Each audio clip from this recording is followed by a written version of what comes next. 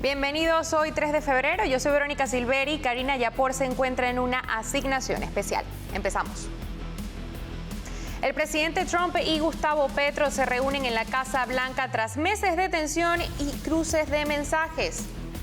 A un mes de la operación que lo extrajo de Caracas, el dictador Nicolás Maduro sigue preso en Nueva York. Analizamos los cambios en Venezuela en estos primeros 30 días del postmadurismo. Y los Clinton ceden ante la presión del Congreso y aceptan declarar en la investigación Epstein. Esto y más en Voz News, que comienza ahora.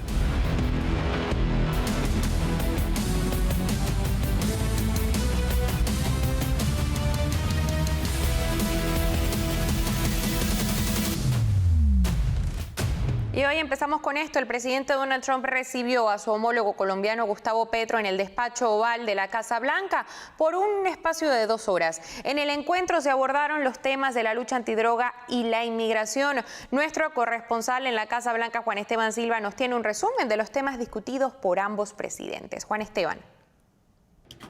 Verónica, televidentes de Voz News, ¿qué tal? Es un gusto saludarlos desde la Casa Blanca. Pues bien, por casi 2 horas, el presidente de los Estados Unidos, Donald Trump, recibió al presidente de Colombia, Gustavo Petro, en el despacho oval. El ingreso no lo hizo por este lado, por la entrada norte, donde suelen entrar los mandatarios, los primeros ministros, los presidentes, sino que lo ha hecho a través de la entrada sur, primero pasando por el edificio Eisenhower, oficina del vicepresidente de los Estados Unidos, que estuvo presente en la reunión. Miren ustedes las imágenes, estuvo el secretario de Estado Marco Rubio, también una figura clave para la relación bilateral entre Estados Unidos y Colombia, pero yo diría que para América Latina, y es Bernie Moreno, senador por Ohio, de origen colombiano, republicano, y un hombre clave para esa relación entre Estados Unidos y Colombia. Del lado del presidente Petro ven ustedes la canciller Rosa Yolanda Villavicencio, el ministro de la Defensa Pedro Sánchez, y por supuesto con otras delegaciones que han venido acompañando al presidente de Colombia. Quiero contarles que en el encuentro se abordó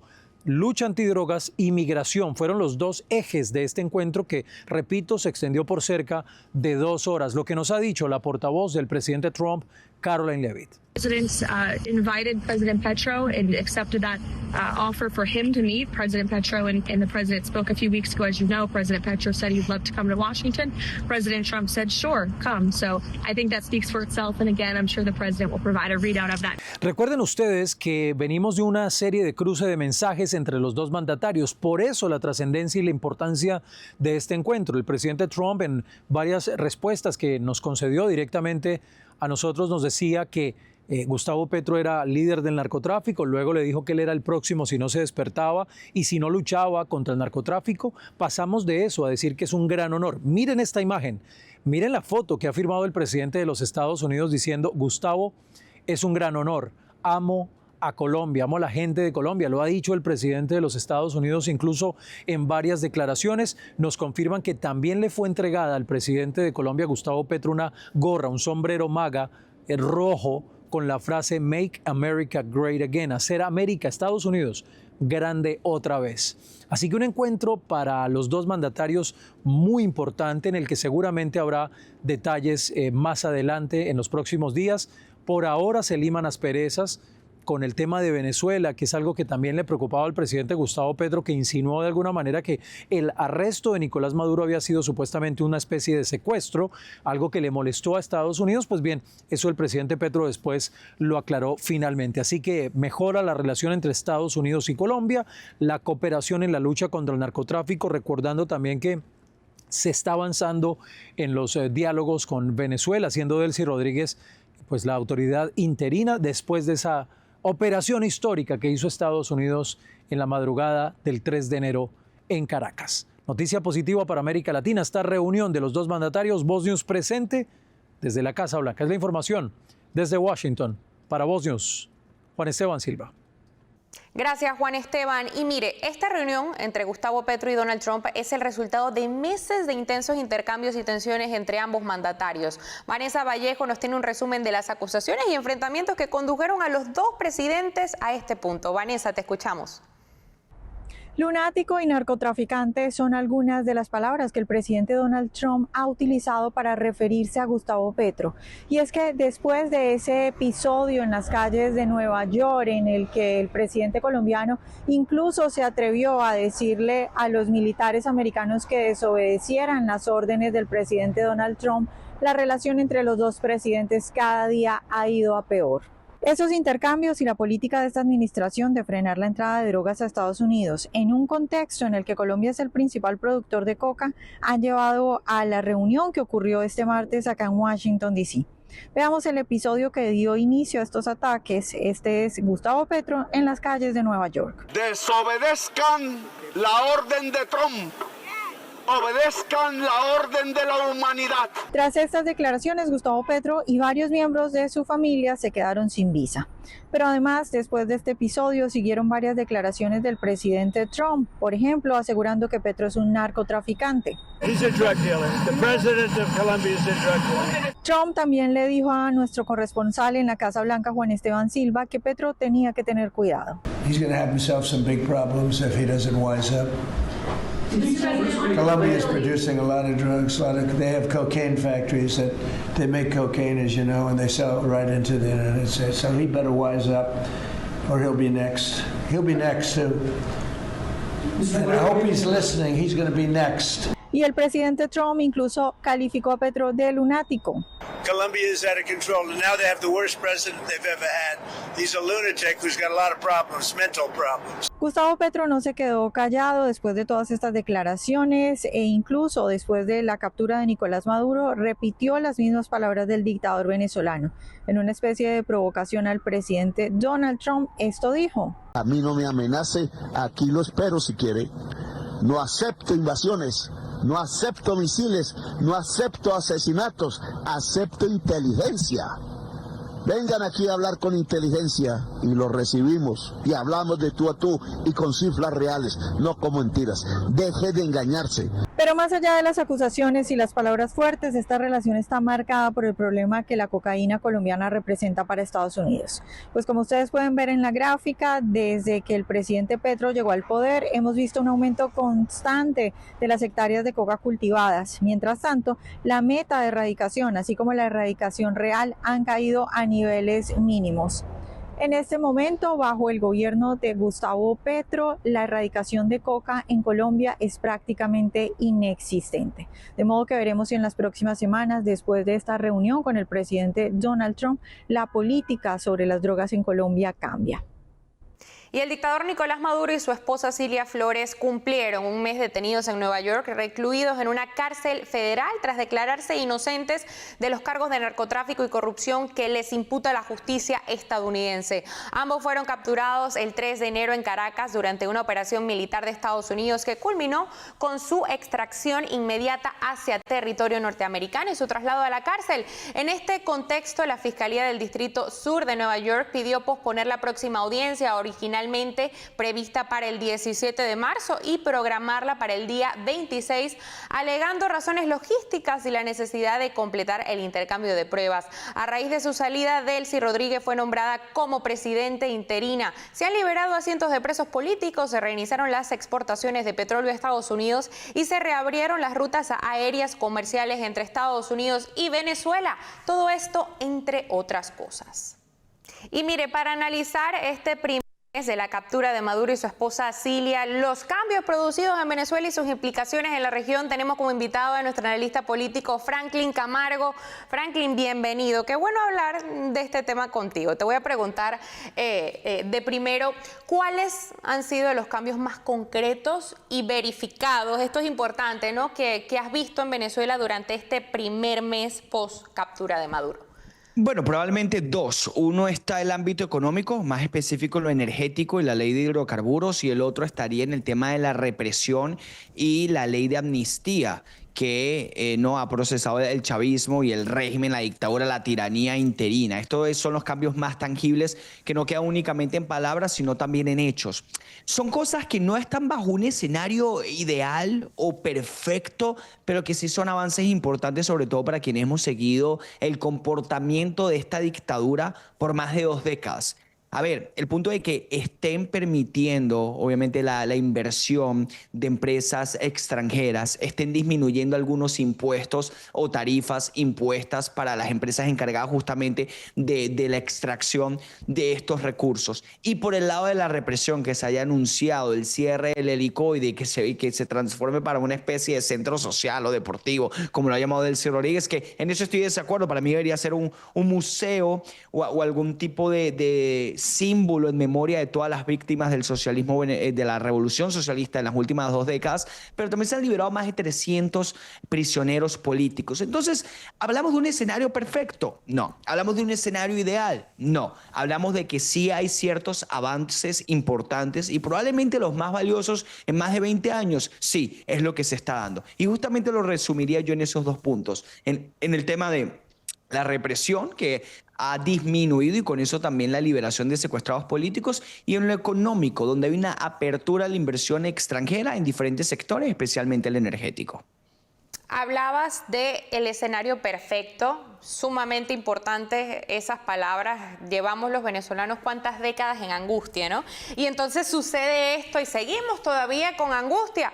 Ha logrado la operación decapitar efectivamente al chavismo, solo ha cambiado la cara visible del régimen, y te lo digo porque sabemos muy bien cómo fue ejecutado todo y cómo dice Marco Rubio, que son los 3 pasos que hay para llegar a lo que sería el estado ideal. Pero ¿qué crees que fue la primera opción que ellos tuvieron en la mano para poder realizar esto? No, yo pienso que el plan está siguiendo su curso. Pasa que obviamente la diferencia que existe sobre todo en estos asuntos tan complejos, porque no solamente hablamos de geopolítica, sino de un narcoestado que ha oprimido a sus ciudadanos por tanto tiempo y que ha logrado desarrollar un equipo de represión en cada esfera de la sociedad, y que ahora, a través de una intervención extranjera que se dio con la extracción de Nicolás Maduro, se está intentando lograr libertad en Venezuela y así también en la región. Es un asunto tan complejo que existe una diferencia entre lo que uno quisiera, lo que es el escenario ideal, el escenario perfecto, y el escenario práctico, el factible, y todos los lapsos que ellos correspondan. Me explico más precisamente. La mayoría de los venezolanos quisieran que mañana pudiese, no sé, llegar María Corina Machado a Maiquetía, no la arrestan, no la encarcelan, el ejército la sigue, le hace caso y ella gobierna desde Miraflores, o hay una elección libre y ella gobierna y somos felices para siempre.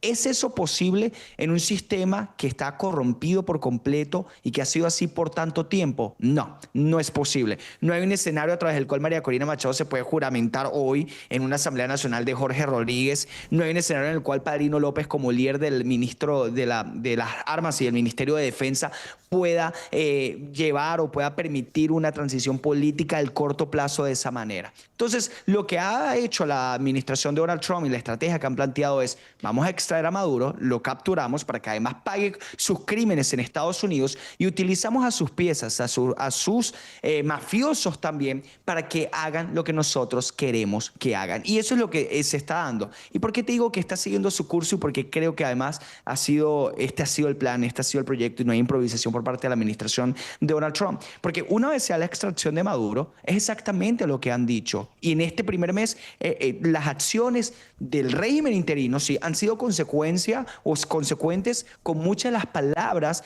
y los comunicados de la administración Trump. Y te doy un ejemplo. El 6 de enero, si mal no recuerdo, 3 días después de la captura, Donald Trump daba un discurso donde se burlaba además de Nicolás Maduro, y él decía: él bailaba como yo y ahora está en una prisión en Nueva York. Donald Trump en ese momento anunciaba que el helicoide iba a cerrar, y en ese momento todavía eso parecía casi una utopía dentro de los venezolanos, y decíamos: Donald Trump acaba de decir que el helicoide va a cerrar. Está equivocado, está mintiendo, eso es falso, eso no es así. Bueno, y vemos que 3 semanas después de eso, Delcy Rodríguez anunció el cierre del helicoide. Así que hay una estrategia muy clara de la administración de Donald Trump. Esto no significa que todo sea perfecto, que todo sea color de rosas, que todo sea exactamente en los términos que uno quisiera, pero hay avances, son avances importantes. Esto va a ser complejo, va a ser difícil, no es sencillo derrotar una dictadura como esta. Me hablabas un poco de lo geopolítico, pero ahora te pregunto, ¿qué impacto ha tenido la captura en el America First de Trump?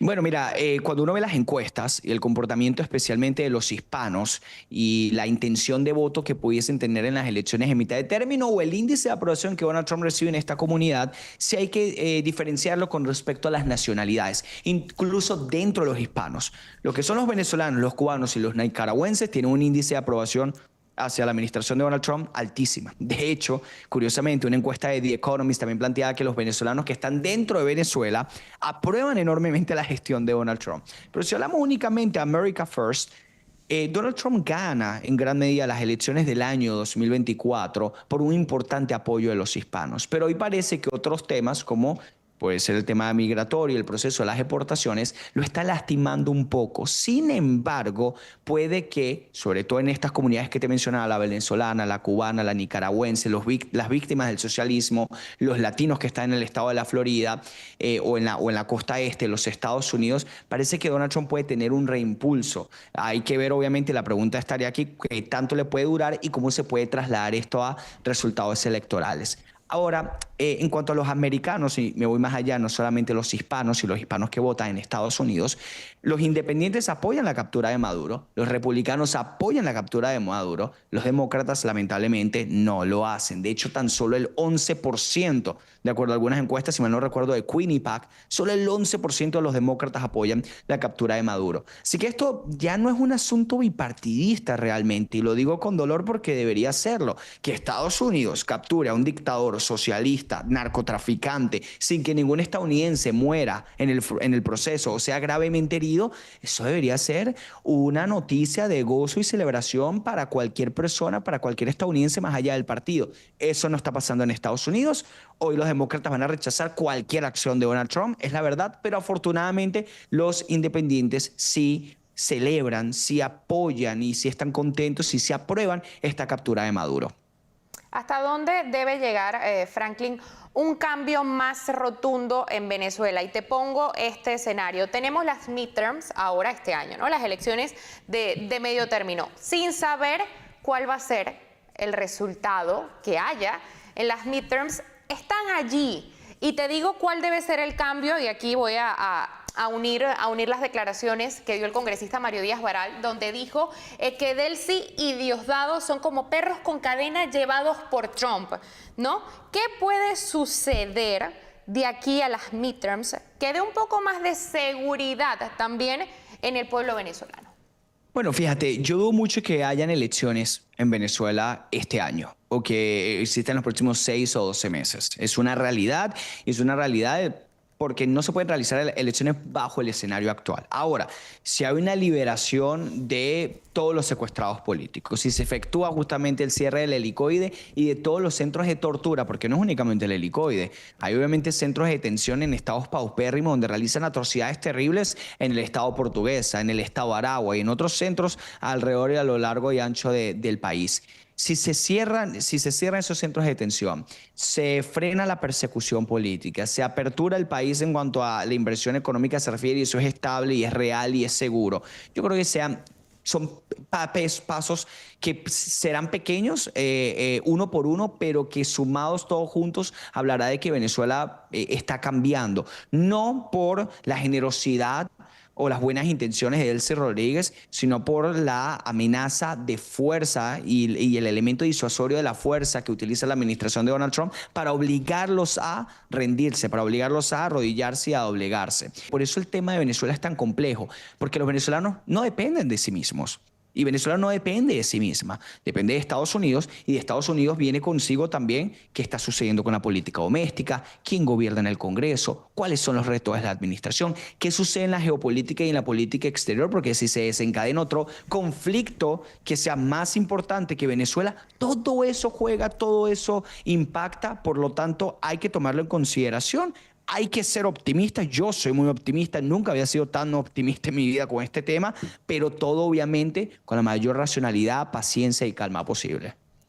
Es así, los que quedaron en Venezuela no se puede confiar en ellos tampoco porque forman parte del mismo régimen, pero bastante alegría y felicidad nos vio ver cómo se llevaban a Maduro. Claro. Franklin Camargo, analista político, muchísimas gracias por acompañarnos.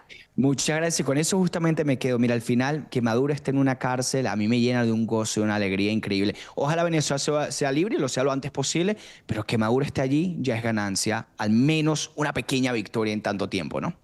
Así es, Franklin, muchas gracias. Gracias. Y este martes, Laura Dogu, encargada de negocios de Estados Unidos en Venezuela, difundió un video en el que se anuncia oficialmente la reapertura de la misión diplomática estadounidense en el país caribeño.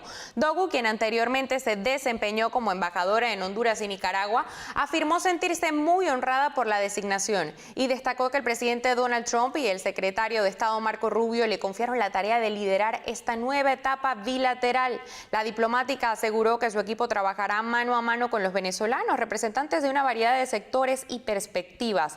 Dogu explicó que la misión estadounidense ejecutará un plan basado en tres ejes: la estabilización del país, la restauración de la seguridad, la recuperación económica y en beneficio de todos los venezolanos, la transición hacia una Venezuela amigable, estable, próspera y democrática.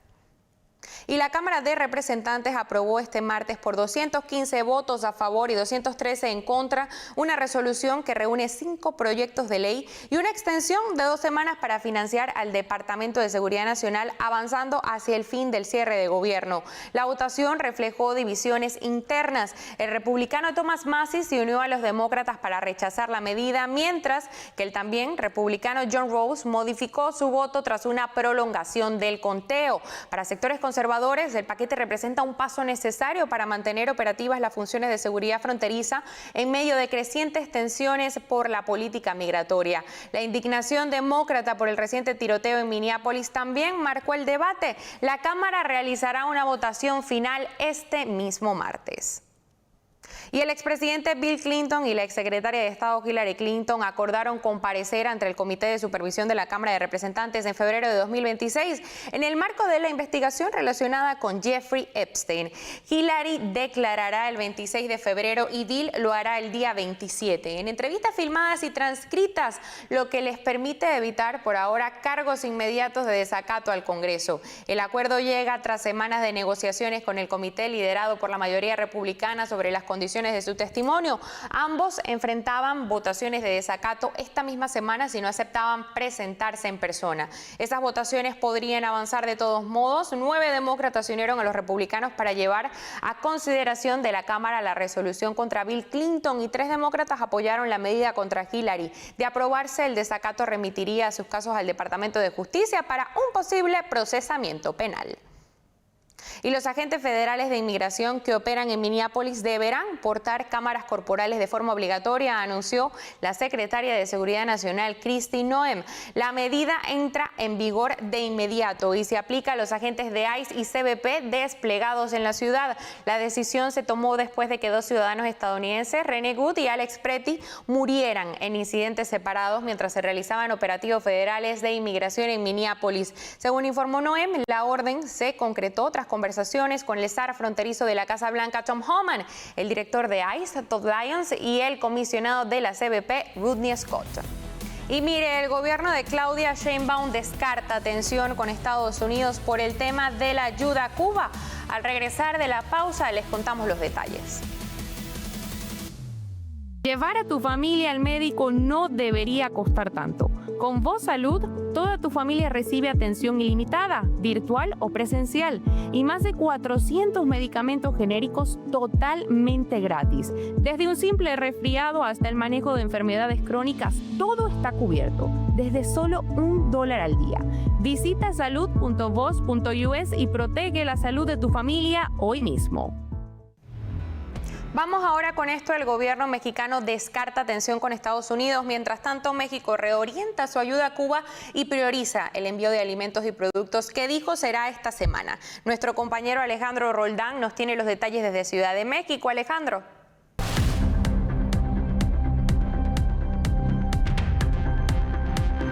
parte, la presidenta de México, Claudia Sheinbaum, dijo esta mañana que no existen tensiones con el gobierno de Estados Unidos por el envío de ayuda humanitaria a Cuba. Incluso señaló que México podría ser el puente para el diálogo entre Washington y la isla. Eso depende de Cuba y de Estados Unidos. Cuba es un país soberano, independiente. Estados Unidos también. México siempre ha puesto la mesa para poder atender cualquier conflicto. Y es que apenas ayer el presidente Trump, en un tono firme, señaló que México dejaría de enviar petróleo a Cuba. Ante ello, la mandataria mexicana indicó que se prepara un plan de apoyo para la isla con alimentos y otros insumos que el gobierno cubano requiera. Nuestro objetivo es enviarlo esta semana, vamos a ver si es posible. Obviamente tenemos que conocer por parte de ellos también sus necesidades, ¿no?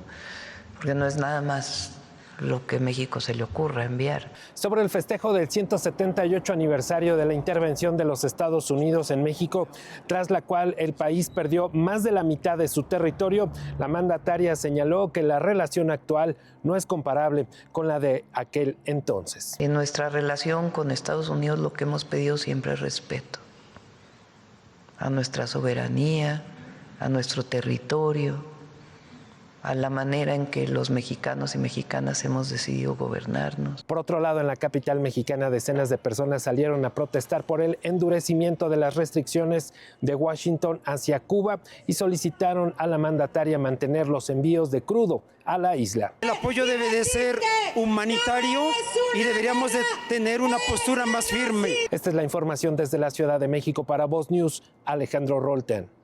Y Rusia confirmó este lunes que la segunda ronda de negociaciones con Ucrania y Estados Unidos para buscar una salida al conflicto en Ucrania se celebrará el miércoles y jueves en Abu Dhabi, tras un retraso atribuido a problemas de agenda entre las delegaciones. El portavoz del Kremlin, Dmitry Peskov, explicó que las conversaciones estaban previstas inicialmente para el pasado domingo, pero que fue necesaria una coordinación adicional entre las tres partes. Ahora el segundo ciclo tendrá lugar el miércoles y el jueves en Abu Dhabi, señaló, confirmando información adelantada el domingo por el presidente ucraniano Volodymyr Zelensky. Las negociaciones, según AFP, se llevarán a cabo poco antes de que se cumplan 4 años del inicio de la ofensiva rusa en Ucrania, iniciada en febrero de 2022, y se producen en un contexto de renovados esfuerzos diplomáticos impulsados por Washington para poner fin a la guerra. Y la administración Trump anunció el lanzamiento de una reserva de minerales críticos de $12.000 millones para contrarrestar la presencia de China en el mercado. La iniciativa consiste en la recolección y almacenamiento de minerales como tierras raras, cobalto, litio y níquel para fabricantes estadounidenses. Esto se utiliza para la fabricación de baterías, semiconductores y teléfonos inteligentes, entre otras cosas. Según informó inicialmente Bloomberg News, el denominado Proyecto Vault combinará financiación privada de $1.600 millones con un préstamo de $10.000 millones de Exim Bank para adquirir y almacenar minerales para fabricantes de automóviles, empresas de tecnología y otros fabricantes. Y el Departamento de Policía de la Ciudad de Nueva York informó de lo que calificó como el enero más seguro en cuanto a violencia con armas de fuego de la historia registrada, pero admitió al final de un comunicado de prensa que los crímenes de odio antisemitas aumentaron un 182% en la ciudad en enero de 2026 en comparación con enero de 2025. En general, el Grupo Especial de Delitos de Odio de la Ciudad de Nueva York investigó un 152% más de incidentes el mes pasado en comparación con enero de 2025, incluyendo 31 delitos de odio antijudíos el mes pasado en comparación con 11 en enero de 2025. Los delitos de odio antisemita representaron más de la mitad de todos los incidentes de crímenes de odio en enero, informaron las autoridades. Se estima que alrededor del 10% de los neoyorquinos son judíos. Y cientos de escuelas anunciaron cierres, retrasos o el paso a la modalidad de clases virtuales este martes debido a las peligrosas condiciones climáticas que persisten tras las recientes tormentas invernales. Algunos centros educativos acarrearon 2 semanas de cierre desde que la primera tormenta invernal enfrió el país. Ante la gravedad de la situación, las autoridades escolares en las zonas más afectadas ya evalúan añadir días al calendario lectivo para compensar el tiempo de instrucción perdido. Este martes, miles de clientes en Mississippi, Tennessee y Georgia continúan sin electricidad. Además, autoridades locales de transporte lanzan advertencias por hielo en las carreteras y temperaturas gélidas peligrosas para la salud. Todos los motivos que impulsan a las escuelas a echar el candado.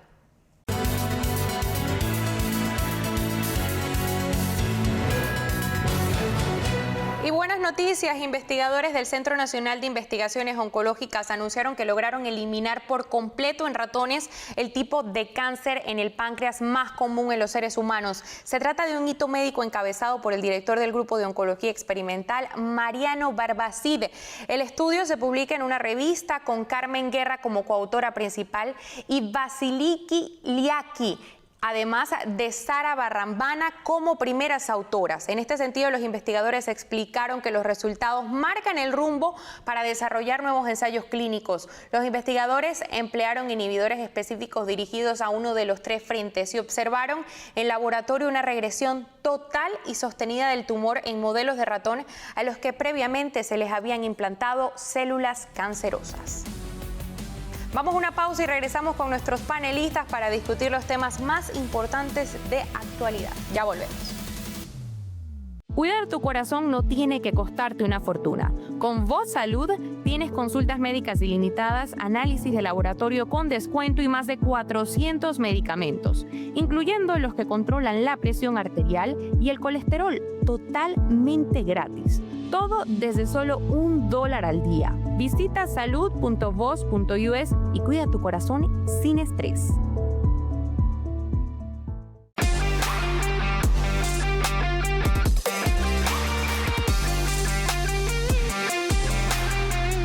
Estamos de regreso y mire, hace meses Trump señalaba a Petro de narcotraficante después de ese bochorno que hizo el presidente colombiano en Nueva York pidiendo la rebelión militar contra Trump, lo que lo terminó mandando a la lista de la OFAC. Ahora viene muy por debajo también después de la captura de Maduro. Le damos la bienvenida a nuestros analistas, Vanessa Vallejo, analista de Voz, Andrés Guilarte, encuestador y analista político, y Orlando Avendaño, periodista de Voz.us y analista. Gracias por acompañarnos. Vanessa, voy a empezar contigo. Aunque la reunión fue a puertas cerradas, ¿crees que la reunión fue positiva por lo que hemos visto de Petro en sus tweets también?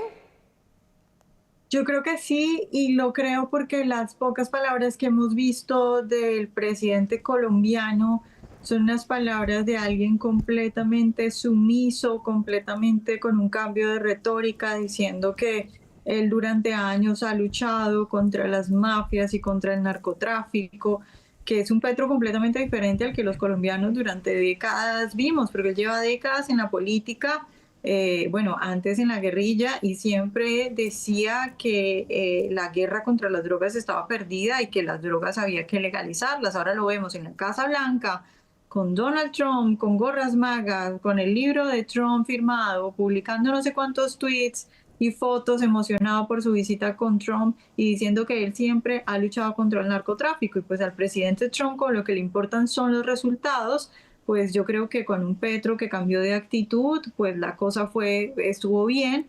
Sin embargo, pues lo que viene son unas semanas en las que seguramente esta administración querrá ver resultados y querrá ver cómo Colombia deja de ser el principal productor de cocaína del mundo. Orlando, la lucha antidrogas es un tema muy complejo en Colombia. ¿Crees que Petro, Vanessa nos daba un breve resumen de quién es Gustavo Petro para los colombianos también, tú vives allí, puede avanzar en algo sobre esto? Yo creo que sí, porque está presionado y está acotado por la administración Trump. Petro sin duda alguna buscó a Donald Trump luego del operativo del 3 de enero contra Nicolás Maduro. Y en parte porque la retórica que la administración ha esbozado contra Maduro es también similar a la retórica que se ha armado contra el propio Gustavo Petro, que es un narcotraficante, que permite el narcotráfico en el país y que pudiera haber operaciones militares en tierra en Colombia. Además que hemos visto las múltiples operaciones militares que ha habido en el Pacífico muy cerca de la costa colombiana, probablemente contra narcoembarcaciones que han salido desde Colombia. Entonces, Petro tiene miedo y tiene miedo y por eso lo vemos en esta posición, como dice Vanessa, completamente dócil frente a Donald Trump. y ese miedo lo puede llevar a cooperar en todos los reclamos que haga Estados Unidos, y por supuesto uno de ellos es con respecto al narcotráfico. Andrés, voy contigo, tu opinión general, por supuesto, de lo que sabemos de lo que fue la reunión, y te agrego, Colombia es el principal país por su cercanía de inmigración venezolana. ¿Qué papel podría jugar Colombia a corto plazo, también ayudar lo que es en el proceso de transición venezolano? Sí, por supuesto. Aquí lo que hay que tener en cuenta es que, como bien lo decía Orlando y Vanessa, Petro tenía que cambiar completamente su actitud después de lo que sucedió con Maduro. Y además, más allá de todo lo que podemos decir, por supuesto que está haciendo no solamente lo único que puede hacer, sino lo más inteligente que puede hacer, que es plegarse a Donald Trump, plegarse a la administración y plegarse a lo que va a suceder en los próximos meses. Además, algo que nosotros hemos tenido en cuenta durante los últimos meses y años es que siempre la izquierda de Colombia, específicamente Petro en este momento, era de una u otra forma interlocutor del régimen venezolano. Eso se cambió el año pasado con un poco con los distanciamientos que hubo con Maduro, no, al menos públicamente, y creo que una de las cosas que Petro va a empezar a hacer de ahora en adelante es ser más ese interlocutor para con Delcy y para con el régimen venezolano. Y creo que más allá de eso por supuesto no es totalmente positivo para los que queremos una completa transición en Venezuela, porque mientras más amigable, como bien lo decía Vanessa, Donald Trump lo que le interesa son los resultados. Y si esos resultados vienen de la mano de Petro, o en el caso venezolano de la mano de Delcy, eso es lo que a él le interesa. Y seguimos en Venezuela, se cumple el primer mes de la captura de Maduro y obviamente voy a empezar contigo, Orlando, para hablar de esto. El chavismo ahora hasta casi busca autodefinirse como MAGA, ¿no? Después de la pisada de cuello que le ha dado Trump al régimen. Algo que incluso los venezolanos odiadores de Trump deben estar agradecidos, ¿no? Porque se atrevió a poner fin, a acabar con esta pesadilla. ¿Cómo ves el panorama hasta ahora del avance que ha existido en Venezuela en este primer mes?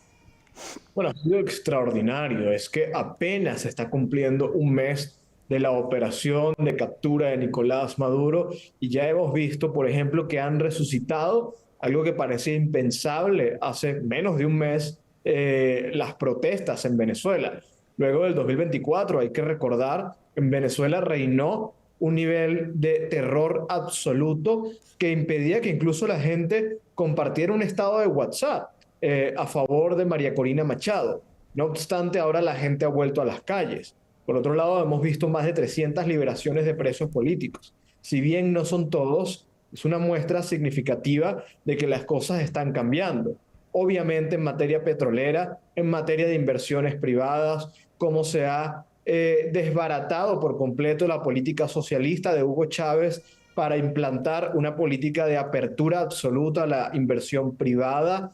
Al mismo tiempo tenemos la visita de la diplomática Laura Dow a Caracas y pues en una clara relación asimétrica, vertical, en la que Laura Dow prácticamente le indica a Delcy Rodríguez cuáles son los objetivos que debe cumplir. Estamos sin duda alguna viendo la transición en vivo, la estamos atravesando. Se supone que tiene que llegar a buen puerto, esperemos que sea pronto. Yo esperaría, aunque el secretario Wright dijo que de 18 a 24 meses unas elecciones libres, yo esperaría que esto se concrete mucho antes, dadas las presiones que están empezando a surgir dentro de Venezuela y dado el hecho de que para que también haya inversión privada estadounidense, tiene que haber seguridad, estabilidad y confianza. Y nada de eso lo puede ofrecer el régimen actual. Y con toda tu respuesta me voy a Vanessa. Vanessa, ¿qué me puedes decir tú? ¿Qué influencia tiene la encargada de negocios de Estados Unidos en Venezuela en esta transición, en este movimiento transitorio que estamos viendo? ¿Y qué crees de los reportes que dicen que vendrían elecciones, muy bien, lo decía Orlando, en Venezuela en 18 o en 24 meses? Pues yo supongo que ahorita lo que está haciendo la administración es buscar el sistema para, digamos que de alguna manera estandarizar procedimientos y procesos de cómo se trasladan las órdenes desde la administración a el régimen y cómo se le puede, digamos que brindar efectivamente ese chequeo o corroborar, verificar todas las cosas que haga el régimen y ver si se están cumpliendo según la petición de la administración y por supuesto devolver los reportes hacia la administración, porque las 3 llamadas a la semana de Marco Rubio supongo que no son suficientes, entonces estarán estandarizando esos procesos para saber a diario qué hacer y tener presencia clara de Estados Unidos ahí siguiendo todas estas cosas. Y pues lo de las elecciones, pues ojalá que haya esa meta clara, ojalá que esté claro que haya, que se tenga que cumplir ese tipo de cosas. Sin embargo, pues creo que el solo hecho, más allá de lo que pase después, la verdad es que evidentemente la situación ahora es mejor que antes, evidentemente Estados Unidos está poniendo presión y evidentemente el régimen está contestando a esa presión. Andrés, lo hablábamos anteriormente con un analista, pero te pregunto, ¿de qué manera crees, sin saber los resultados concretos, ¿no?, que pueden entorpecer los demócratas lo que sucede ahora en Venezuela? Tenemos unas elecciones de medio término aquí mismo este año. ¿Crees que sea factible que algo de esto suceda? Sí, creo que una de las cosas que por ejemplo, cuando Orlando dice que cree que los cambios van a ser más rápidos, quizás no estoy tan de acuerdo en que las elecciones sean más rápido, porque no, las elecciones no es prioridad para nada de la administración en lo que toca el tema de la estabilización inmediata, de resolver los temas que les interesan en proceso de estabilización. Y recordemos una cosa, que así al final del día lo que se necesita para llevar a cabo los procesos que la administración requiere, Trump y Rubio requieren, es esa estabilización, esa seguridad y todo eso, que al final del día el gobierno no está en Miraflores, el gobierno está en Washington, D.C. Si todo eso es asegurado desde Washington, D.C., independientemente de que esté en Miraflores, realmente no creo que haya una urgencia de elecciones. Ahora, el tema realmente son las midterms, como tú mencionas, porque hay una posibilidad y lamentablemente muy grande de que los demócratas no solamente ganen la Cámara Baja, sino que incluso obtengan una mayoría simple en la Cámara Alta. Y eso, más allá de que cambie o no la política, que creo que sería complicado, sí empezaríamos a ver muchísimo más presión interna en Washington, D.C. Empezaríamos a buscar a ver que hagan investigaciones en cosas que ha hecho la administración, incluyendo todo lo que ha sido el teatro de operaciones en Venezuela, hasta desde mucho antes, en el verano pasado, cuando empezó toda la construcción del poder militar en el Pacífico, disculpa, en el Caribe, todo lo que pasó el 3 y todo lo que está pasando. Pero más importante es que no es la misma presión que se tiene en Miraflores cuando tienes los misiles apuntándote, solamente Trump con la trifecta en D.C., que esos misiles apuntándote si la trifecta ahora no es una trifecta, sino que la Cámara la tienen los demócratas. Entonces sí esperaría que al menos a nivel estructura, a nivel de el tema de los hidrocarburos, como lo mencionó Orlando, el tema de los presos políticos, muchísimos otros temas estructurales, la reapertura de los consulados tanto aquí como en Estados Unidos como en Venezuela y en otras partes, muchísimas de esas cosas se aceleren antes y que se pongan en puestos muchísimos elementos en la estructura para que, independientemente de los demócratas llegando a ese poder y quizás en el 28, esos procesos no se puedan echar para atrás y que esto sea un cambio permanente. Es así, no se puede subestimar el poder de hacer el mal del régimen venezolano. Nosotros nos vamos a un corte comercial, usted no se mueve de sus asientos, que seguimos con nuestros analistas. Cuidar tu salud no debería ser algo imposible. Con Voz Salud accedes a consultas ilimitadas, virtuales y en persona, análisis de laboratorio con descuento y a más de 400 medicamentos esenciales totalmente gratis, incluyendo los que tu familia realmente necesita. Todo desde solo $1 al día. Atención médica real sin complicaciones. Visita salud.voz.us y empieza a cuidarte hoy mismo. Y seguimos, vamos ahora con este asunto. Bill y Hillary Clinton aceptan declarar ante el Comité de Supervisión en 2026 por la investigación Epstein tras semanas de tensiones y la amenaza de desacato que aún podría avanzar, con demócratas sumándose a los republicanos para llevar las resoluciones al Pleno. Seguimos con nuestros analistas. Vanessa, voy a empezar contigo. ¿Qué mensaje envía que Bill y Hillary Clinton acepten declarar solo después de enfrentar la posibilidad de un desacato al Congreso? ¿Cómo se ve esto? Pues ellos tal vez estaban tanteando la posibilidad de que se dejara pasar eso por un lado y que no se atrevieran los congresistas a, digamos, que ejecutar las consecuencias de un desacato y que no se atrevieran a enviarlos a cárcel como le pasó a Peter Navarro o a Steve Bannon por desacato. Pues ya tantearon el terreno y comprobaron que los congresistas sí están dispuestos a aplicar las normas, a aplicar la ley.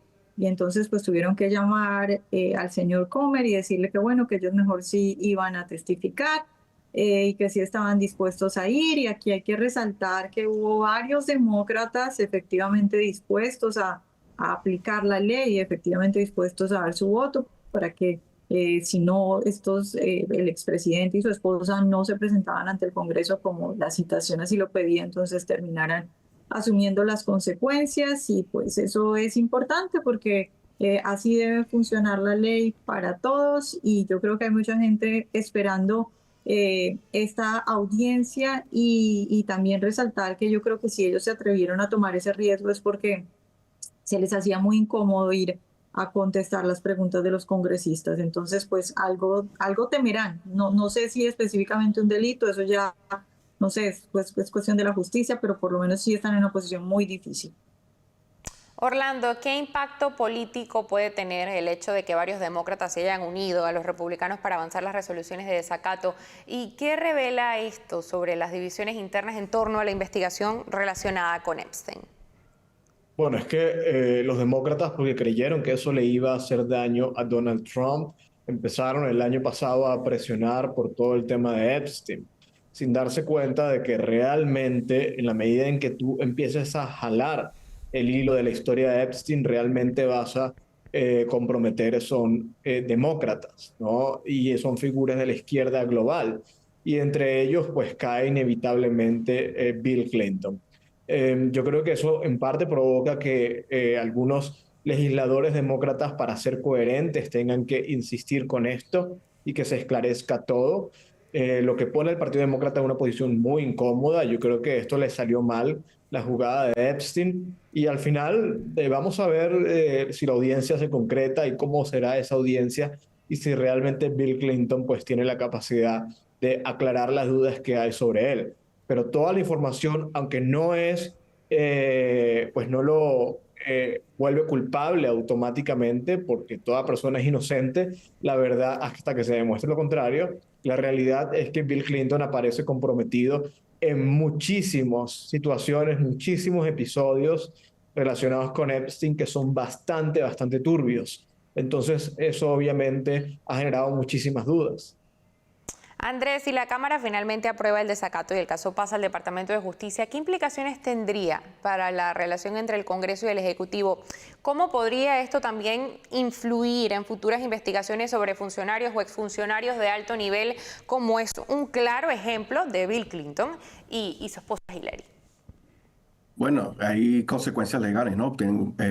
Probablemente pudiesen terminar pagando entre 50 a 100 mil dólares, pudiesen ir a la cárcel entre 1 o 12 meses, que creo también como es una de las cosas que sopesaron su decisión, ¿no? Estamos hablando de que Bill Clinton tiene 79 años. Quién sabe cuánto más le quede. Dios le dé a cualquier persona muchísimos años más de vida, ¿no? Pero ellos se preguntan, ¿este va a ser el legado que van a dejar los Clinton, más allá de todo lo que han hecho durante todos los años? Que cuando se les pregunta qué ha pasado con todo eso de Epstein, decidan no hablar, decidan no aclarar si tienen que aclarar algo, o aceptar culpas si hay que aceptar culpas. Creo que eso es una de las cosas que terminaron sopesando las posibilidades, las consecuencias legales reales de lo que puede suceder. Y como tú bien lo mencionas, se siente un precedente para el futuro, porque es que no estamos hablando solamente de altos oficiales, estamos hablando de el oficial más alto de una administración, que es en este caso el presidente, y una persona, la Hillary Clinton, que fue secretaria de Estado y fue candidata presidencial y es una persona altamente conocida en todo el mundo. Entonces ellos tienen que aclarar lo que está pasando, y estoy seguro que eso al final del día fue lo que terminó sopesando, y también teniendo en cuenta que no es una batalla que quieran tener no solamente ellos, sino los demócratas. Por eso que viste muchos demócratas que terminaron apoyando, porque al final del día, el demócrata que no apoye esto, le van a sacar eso en las elecciones en medio término. Mira, este demócrata,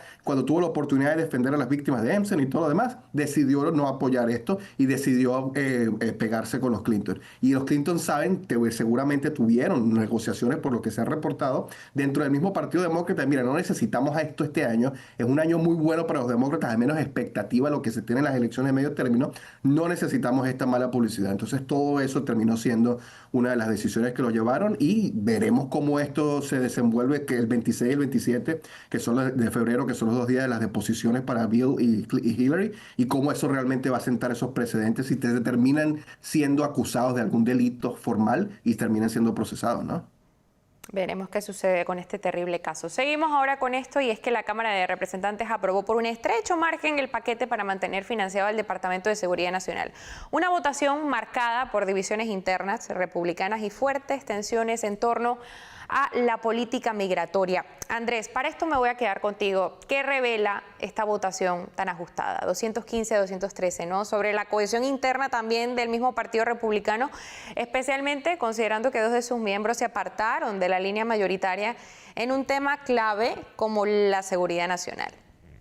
Sí, fíjate, este acuerdo que se terminó pasando tiene un tema muy particular, que es que solamente le da los fondos al Departamento de Seguridad Nacional por 2 semanas mientras se terminan de negociar otras cosas. Y hay 2 cosas que salieron principalmente de todo, incluso me atrevería a decir una tercera, ¿no?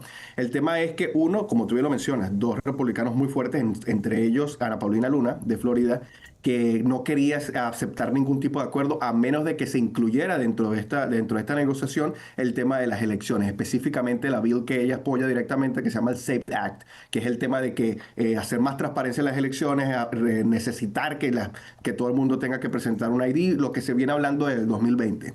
Y al parecer se llegó a un acuerdo de eso, es el segundo punto, donde el mismo Speaker of the House Johnson salió diciendo de que se va a hablar del SAFE Act, que se va a debatir y se va a llevar a la Cámara en las próximas semanas, y estoy seguro que eso es una presión que vino de Ana Paulina para la Cámara para que se pudiese tener en cuenta. Y tercero es el tema de que ahora Kristen Noem, el Departamento de Seguridad Nacional, salió diciendo de que se van a aceptar, de que se van a promover que los miembros de ICE y en general los agentes que estén participando en cualquier operación migratoria tengan cámaras como los tienen los policías locales en cualquier condado del país, ¿no?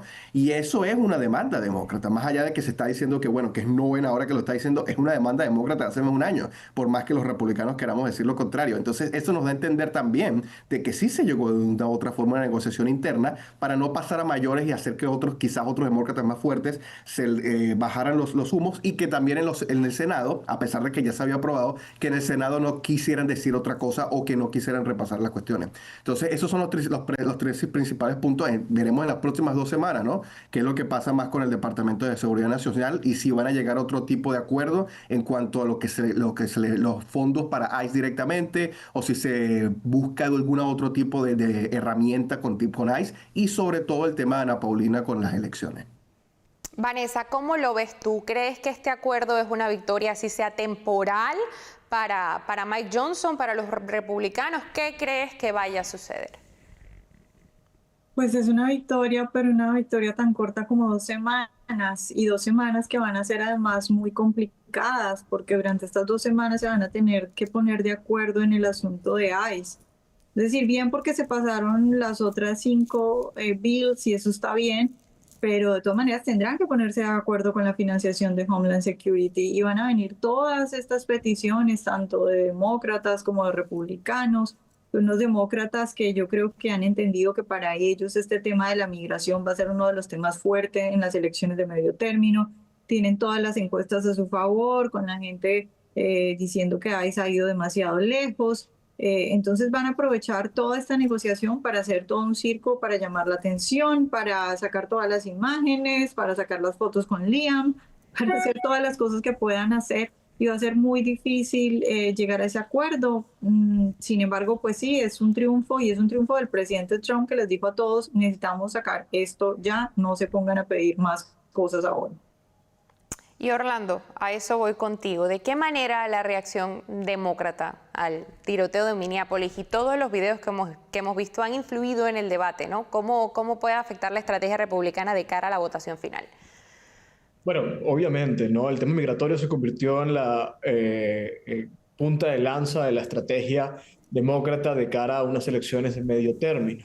Y el tema migratorio siempre se supuso, sobre todo por el claro contenido humano que era inevitable que iba a generar, además, imágenes dramáticas como las que ya han generado, pues iba a ser el punto de fricción más importante para la administración Trump.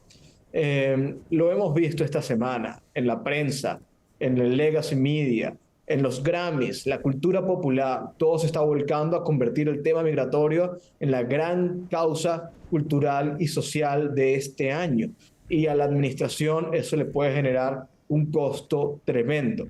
Yo creo que la reacción luego, no inmediata, pero luego, con Tom Homan asumiendo la responsabilidad en Minnesota, con la salida de Greg Bovino, etcétera, pues la administración está tratando de atajar evidentemente el costo que generó lo de Minnesota y que va o podría seguir generando los operativos migratorios de ICE si no se corregía al menos el tono.